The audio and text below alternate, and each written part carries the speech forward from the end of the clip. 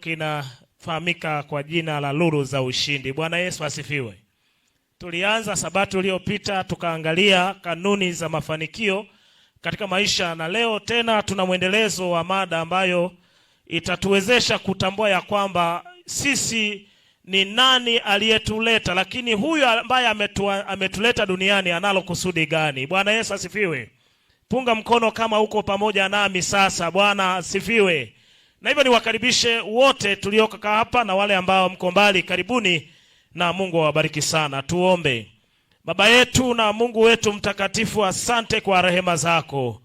Endelea kuwa pamoja nasi katika ibada ya leo, na tunapokuwa katika kipindi hiki tunaomba uendelee kutuhakikishia ushindi, kwa sababu maisha uliotupatia, moja, unahakikisha ya kwamba tunaona baraka katika maisha hapa duniani, lakini mbili, tunahakikishiwa ushindi kwa ajili ya maisha ya umilele. Bariki kila mtazamaji na msikilizaji, lakini wale tulio katika viwanja hivi vya hapa Masabi, endelea kuwa pamoja nasi, na Roho Mtakatifu akatuongoze katika kipindi hiki kwa jina la Yesu. Amen.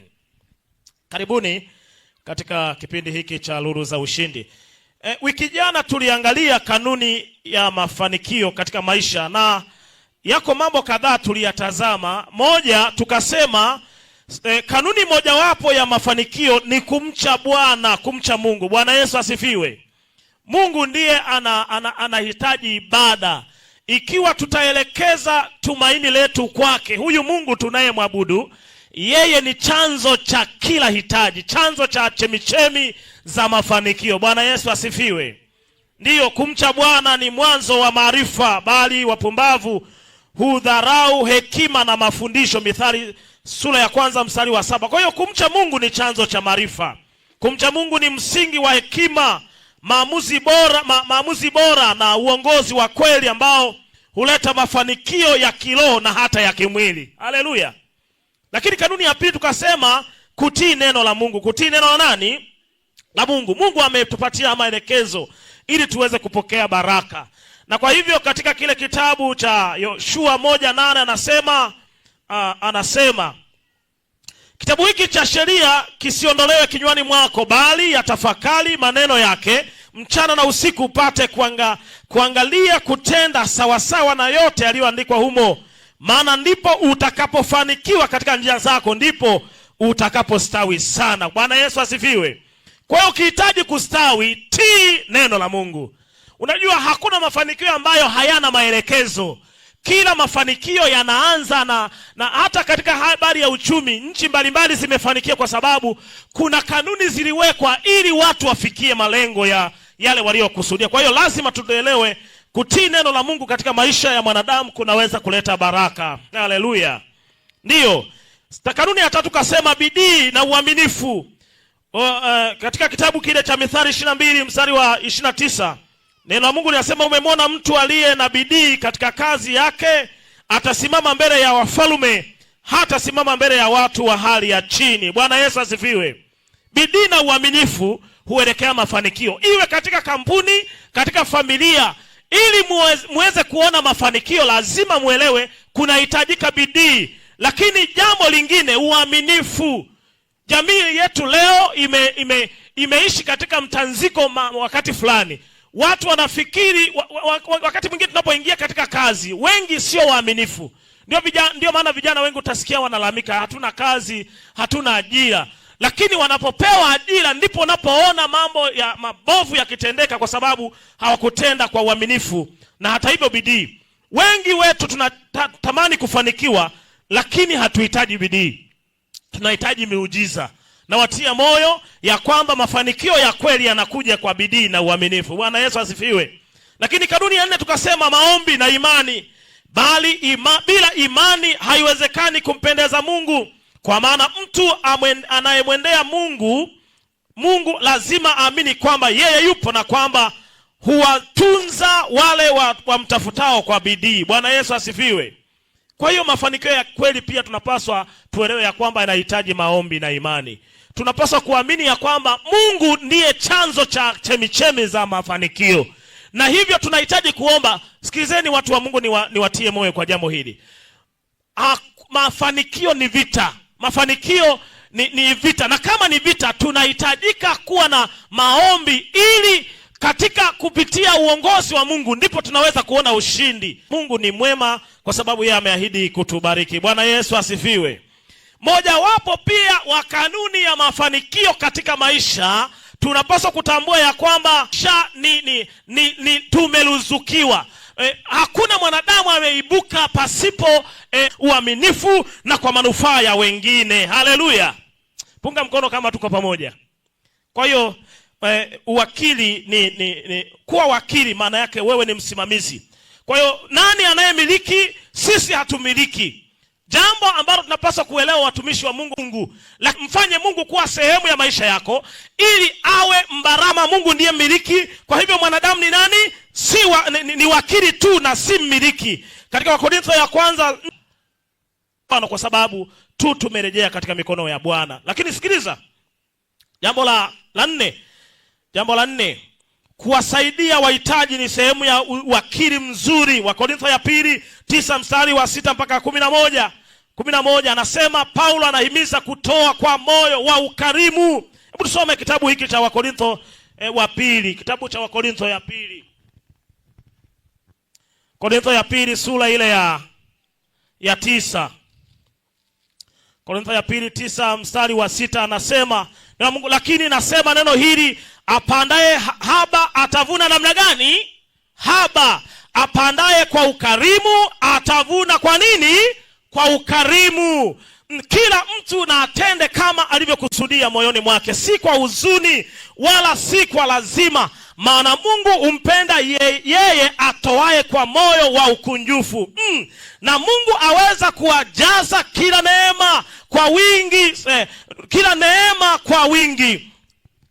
kwa wingi, ili ninyi mkiwa na riziki za kila namna siku zote mpate kuzidi sana katika kila tendo jema, kama ilivyoandikwa, ametapanya amewapa maskini, haki yake yafaa milele. Bwana Yesu asifiwe.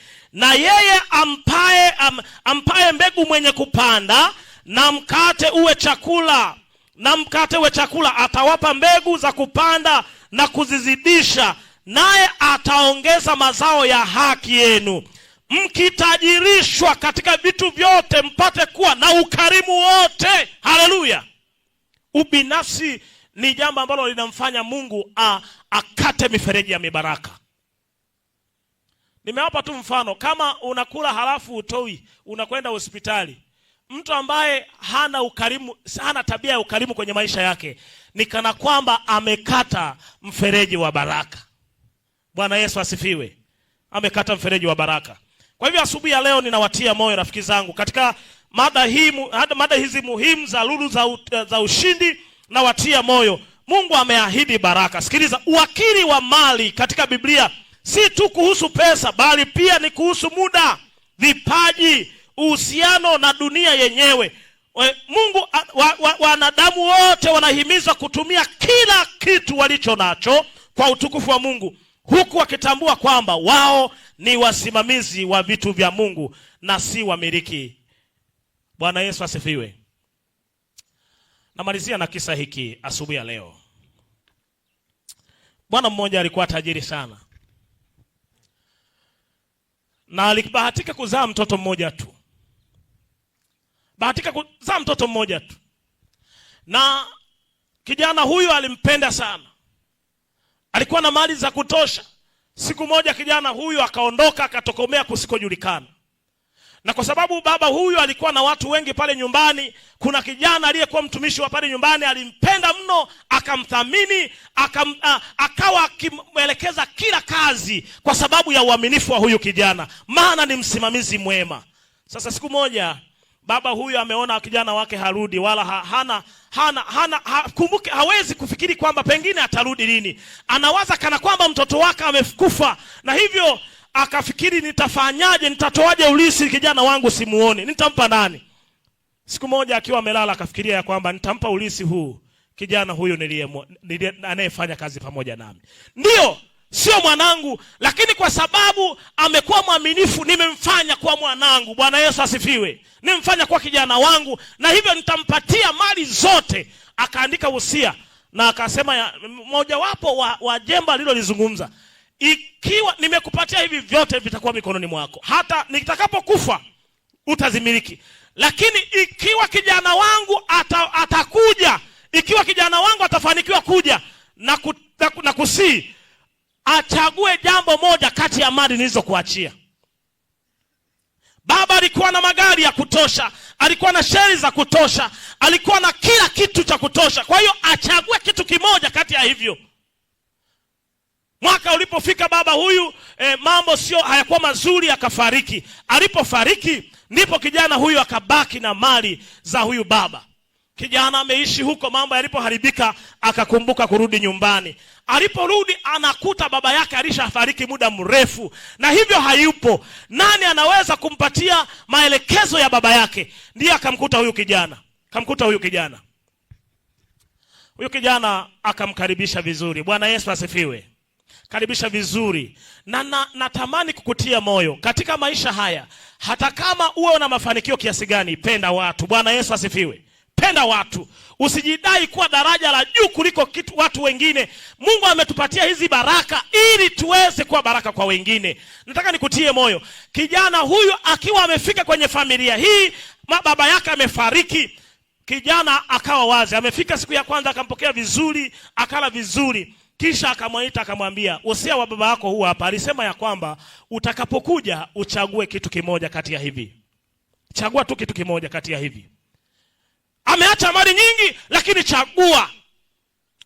Ulimwengu wa leo nataka niwatie moyo ya kwamba wanadamu tunayoishi katika jamii ya leo tuna mambo mengi mno. Ikiwa tukipewa fursa ya kuchagua, huenda tutataka vingi, lakini Mungu anayo ajenda moja ya kwamba kati ya maisha tunayoishi hapa duniani tunachagua kipi kati ya yeye ama mali tulizo nazo.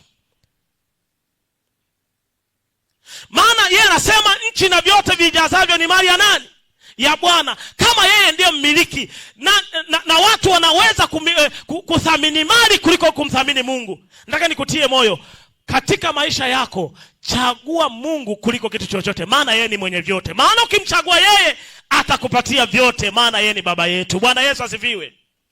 Nataka nikwambie kisa hiki. Kijana huyu baada ya kuwa ameambiwa achague kitu kimoja, hakuwa na haraka. Halo? Wangekuwa vijana wa leo wangesema, sikiliza, wewe unazingua, mimi nipe yale magari mwanangu, nifanyeje? Ni drive yani. Maana ninaona maisha ya luxury ndio raha. Lakini kijana huyu aligundua ya kwamba magari kama angeyachagua huenda yangeisha. Kumbuka kila unachokipitia katika maisha, kila unachokipata kuna wakati kitaisha. Hakitadumu milele. Lakini kijana huyu akamwambia yule bwana aliyeachiwa mali, akasema, sikiliza, niache nipate muda wa kuongea na Mungu. Bwana asifiwe. Niache nipate muda wa kutafakari, nipate uchaguzi mzuri. Alipoamka asubuhi ndipo wakakaa kikao. Walipomaliza kunywa chai akamwambia, sasa nina jambo nataka kukuambia. Akamuuliza, jambo gani hilo? Akasema, umeniambia nichague kitu kingapi? Halo? Hebu mshike jirani yako muulize, wewe ungechagua kitu gani? Je, ni magari ama ng'ombe ama fedha za benki? Lakini huyu kijana akasema, ndio, ni kweli vitu vyote ni vya thamani, lakini mimi naomba ninachoona kuchagua kwenye maisha yangu si kingine na kuchagua wewe uliyeachwa na hizi mali. Bwana Yesu asifiwe. Akasema na kuchagua wewe, na aliona mbali, maana pengine angepewa gari yangeisha, angepewa ng'ombe zingeisha, lakini akamchagua kijana ambaye aliachiwa mali, maana alijua akimchagua yeye atavimiliki vyote. Bwana Yesu asifiwe. Na watie moyo katika mikutano hii, ikiwa unataka baraka katika maisha yako, mchague Yesu, mchague Mungu, maana yeye ndiye muumbaji wa vyote. Haleluya. Na anaahidi ya kwamba ikiwa tutamchagua yeye atatupatia baraka. Wangapi asubuhi leo wanasema, hata mimi namchagua huyu Bwana mwenye vitu vyote? Msimame tu tunapokwenda kuomba asubuhi leo. Msimame tu. Mungu awabariki sana. Bwana asifiwe.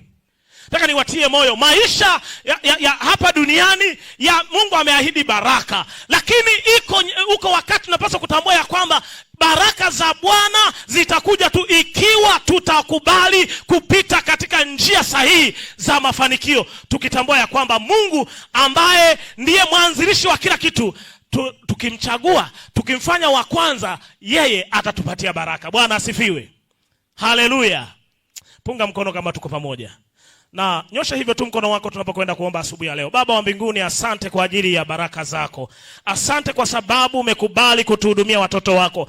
Na tumegundua ya kwamba wewe ndiye kila kitu katika maisha yetu. Wewe ndiye muumbaji wetu. Wewe ndiye mruzuku wa kila kitu. Na hivyo asubuhi ya leo mikono hii ni ishara ya kwamba tunahitaji msaada kutoka kwako. Tupokee. Tupokee Baba. Na ukitupokea tunatambua ya kwamba mambo yote mazuri ulioahidi kwa ajili yetu yatapatikana kwetu. Na hivyo natamka baraka kwa watoto wako. Baraka za afya, na watamkia baraka za mafanikio ya kiuchumi, na watamkia baraka za kiafya, na watamkia baraka za watoto na familia zao, na watamkia baraka kwa kila nyanja ya maisha, kwa sababu wewe Mungu uko sehemu ya maisha yetu. Asante kwa kuwa tumekuchagua wewe, na tunaomba Roho Mtakatifu akawe kiongozi. Tunaomba kwa imani katika jina la Yesu. Amen. Bwana awabariki sana. Karibuni kwa vipindi vingine vinavyoendelea.